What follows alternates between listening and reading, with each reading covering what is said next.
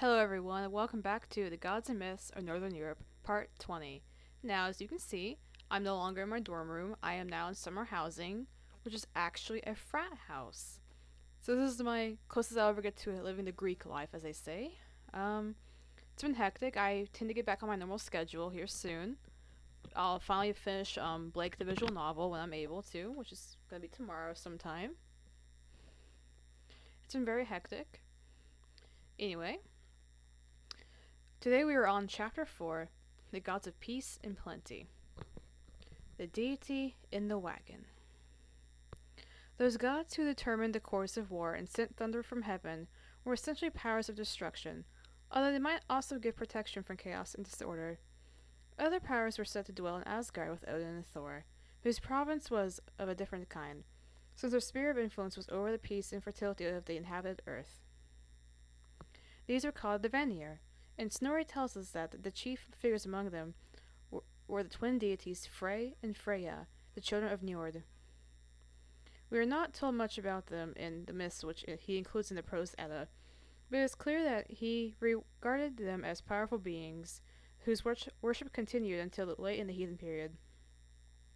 Frey he calls Varaldr God, God of the world.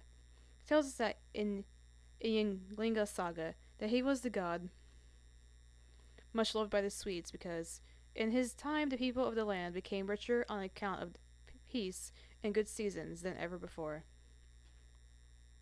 The one story which Snorri tells us of Frey is taken from the poem Skirnismedal. It is concerned with his love for the fair maiden Gerd, who dwelled in the underworld with the other giants, and how he sent down Skirnir to woo her. He finally consented to meet him and became his bride.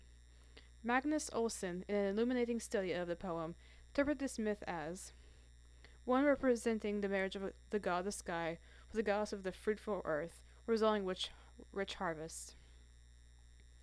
Other evidence exists which implies that the idea of the divine marriage was formed an essential part of Frey's cult, just as it formed a part of the worship of the fertility gods of the Near East.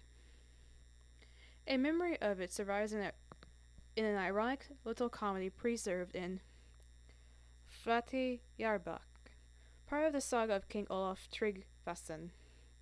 The hero of this tale is Gunnar Helming, a young Norwegian who quarreled with King Olaf and fled to Sweden.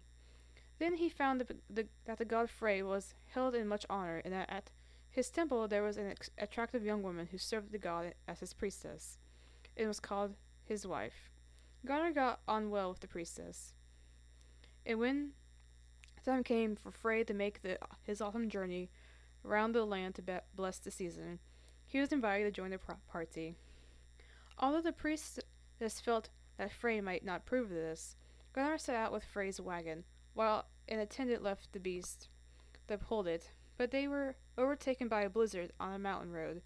Everyone deserted the god and his wife except Gunnar. For a while he led the wagon, and at last sat down to rest. The priestess then rather ungratefully threatened that Frey would attack him if he did not go on, and at this point Frey is said to have come down from his wagon and fought with Gunnar.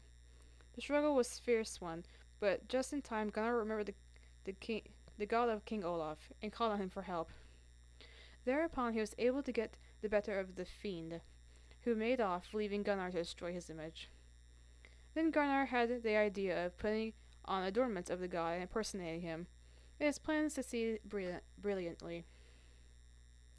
They arrived at the feast to which they had been invited in spite of the bad weather. And now the god was able to eat and drink with men, which pleased them mightily.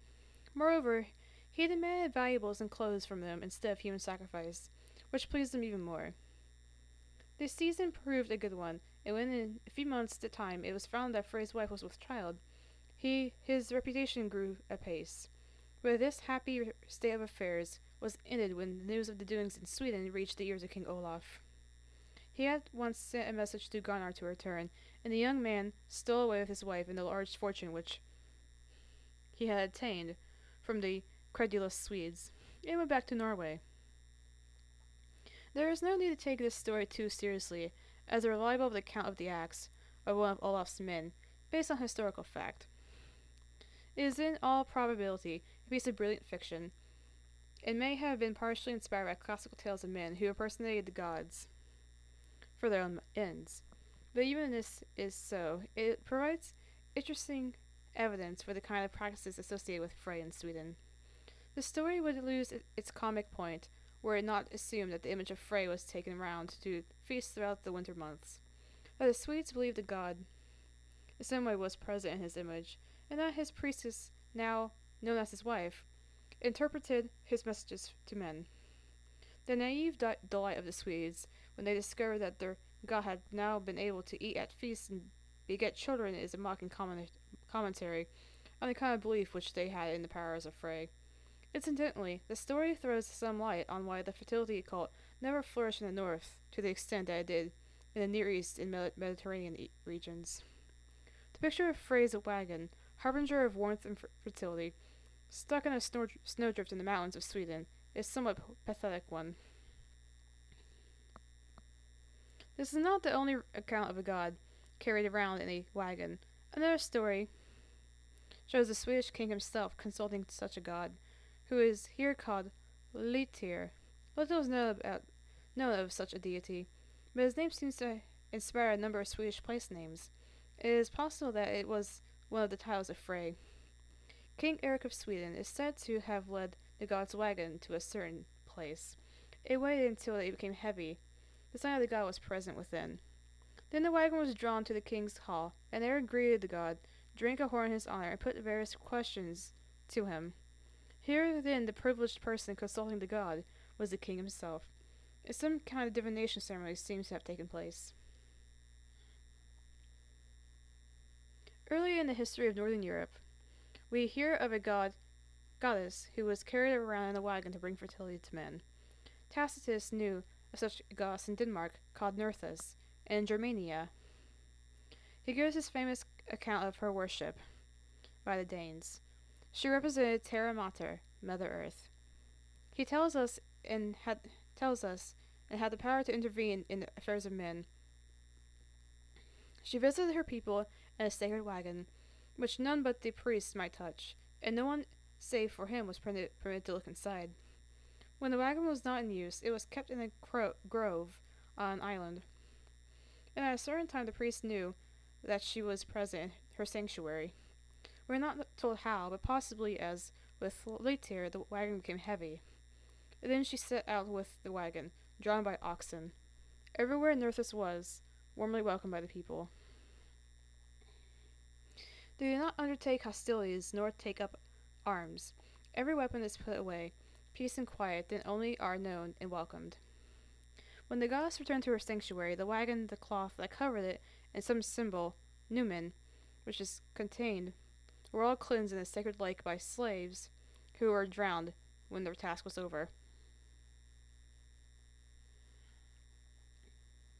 There is a long gap between the 1st century AD, when Tacitus was writing in the story of Gunnar Helming, and yet there are a number of points of resemblance in the account of the progress of deity throughout the district.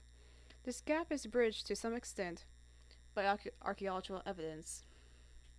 The two elaborate and delicately made wagons were found in a peat bog at Deibjerg in West Denmark, and are thought to date back to about AD 200. With them was a small stool of alder wood, which might have served as a seat for the occupant. Clay vessels and a loom piece found with these objects suggested association with women. Little wagons of this sort could have been used in such a ceremonial progress as Tacitus described. In the 9th century AD, another beautiful little wagon, delicately carved and ornamented, was buried in a ship at Osberg, together with the other fine wooden objects, which seem to have had a ceremonial purpose, and which accompanied the body of a lady of high rank. Tapestries found with a ship show a wagon with a woman and a man standing beside it, possibly a representation of such a progress as the stories describe. It is possible also that little figures of the driving goddess female figures wearing neck rings and kneeling as if to arrive a chariot, as to drive a chariot, sorry, which have been found in Denmark and are thought to be of the Bronze Age date, represent a similar conception of the goddess of fertility, driving out to bless the land with her presence. In southeastern Europe, one goddess born around the countryside was Cybele, the Syrian goddess of fruitfulness. An unforgettable account of her progress, again by a cynical and unsympathetic writer, is found in Coppelius's Golden Ass. Wow. He describes the image as being occupied by giggling, shrill-voiced priests in women's clothes, pretending to fall into a state of ecstasy and indulging in disgusting practices. Cybele's worship reached Gaul. In the tales of St. Martin in the 4th century AD, tell of images covered with white curtains and carried around the fields, while Gregory of Tours had heard of similar practices at Autun. In the days of Bishop Simplicius, it has been suggested that Tacitus' account of Nerthus was based on what he knew of the worship of Cybele, but independent evidence suggests that the fertility deity was indeed worshipped in the north in the way in which he describes, and a similar custom associated with Frey and the Vanir continued in Sweden until the close of the heathen period. Okay, so that was that. Sorry I didn't bring my A game today. It's been a rough week. When we next leave off, we'll be at Frey, God of Plenty. If you want to follow my social media, links are in the description. If you want to watch my other videos, I have a playlist for my heathen-related stuff. It just says pagan stuff on there. And if you want to follow them, comment, ask any questions, go for it. I'm always open to answering. So I'll see you in the next video, everyone.